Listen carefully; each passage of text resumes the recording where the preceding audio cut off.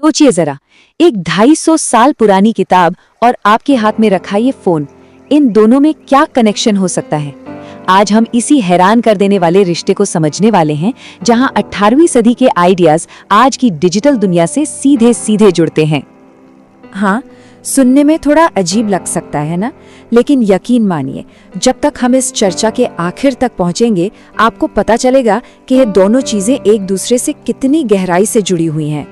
तो चलिए कहानी की शुरुआत करते हैं एक ऐसी चीज से जो हम सबके पास है, अपना स्मार्टफोन। हम इसे दिन रात इस्तेमाल करते हैं, पर क्या कभी एक पल रुककर ये सोचा है कि भाई ये बनता कैसे है। ये सिर्फ एक डिवाइस नहीं है, असल में ये एक ग्लोबल पजल है, एक पूरी दुनिया की पहेली। जैसे एक आईफोन की ही मिसाल ले लीजिए। डिजाइन होता है अमेरिका में, चिप बनती है ताइवान में, स्क्रीन आती है कोरिया से, और फिर इन सब को जोड़ा जाता है चीन में।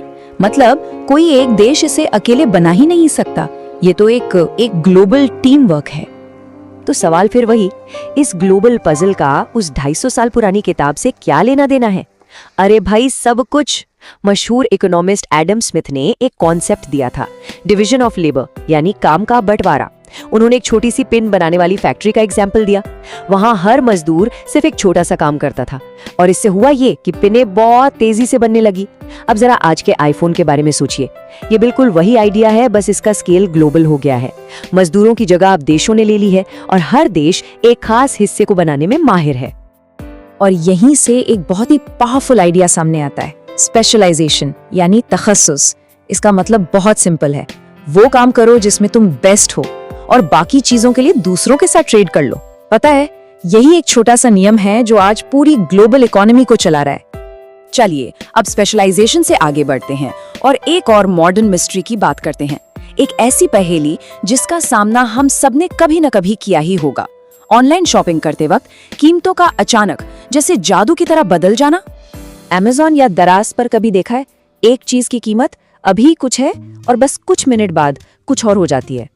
अब जाहिर है कोई इंसान तो वहां बैठकर इतनी तेजी से बटन नहीं दबा रहा, तो फिर ये कर कौन रहा है? इसका जवाब एक बार फिर से हमें मिलता है एडम स्मिथ की उसी किताब में। उन्होंने इसे नाम दिया था द इनविजिबल हैंड, यानी गैबी हाथ। ये कॉन्सेप्ट भी बड़ा सीधा साधा है। जब किसी चीज की डिमांड यानी मांग ज्यादा होती है तो कीमत बढ़ जाती है, और जब डिमांड कम होती है तो कीमत घट जाती है। ये मार्केट का एक नेचुरल लॉ है, एक कुदरती कानून। आज की दुनिया में टेक्नोलॉजी ने इस गैबी हाथ को एक डिजिटल सुपर पावर में बदल दिया है। सोचिए, जिस पल आप कोई प्रोडक्ट ऑनलाइन सर्च करते हैं, सेलर्स के एल्गोरिदम्स मतलब कंप्यूटर प्रोग्राम्स फौरन अपने कॉम्पिटिटर्स की कीमतें चेक करते हैं, और आपको कस्टमर बनाने के लिए सेकंड्स के अंदर अपनी कीमत एडजस्ट कर लेते हैं। तो मतलब कानून तो वही पुराना है, सप्लाई और डिमांड का। बदला क्या है? सिर्फ और सिर्फ रफ्तार।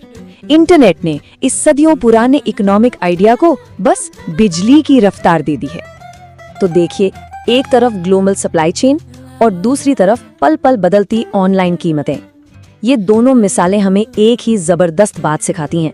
ये बताती हैं कि कैसे पुराने, सदियों पुराने आइडियाज आज भी हमारी इस सुपरफास्ट दुनिया को चला रहे हैं।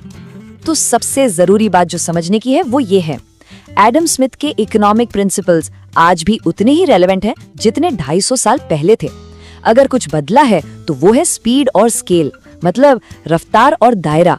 टेक्नोलॉजी ने इन आइडियाज को एक ऐसे लेवल पर पहुंचा दिया है जिसके बारे में शायद स्मिथ ने कभी सोचा भी नहीं होगा। तो असल में स्मिथ के आइडियाज पुराने नहीं हुए, वो बस अपग्रेड हो गए हैं। उनका डिवीजन ऑफ लेबर अब ग्लोबल हो चुका है, और उनका इनविजिबल हैंड अब लाइट की स्पीड से काम करता है, और हर पल हमारी डिजिटल दुनिया को एक नई शक्ल दे रहा है।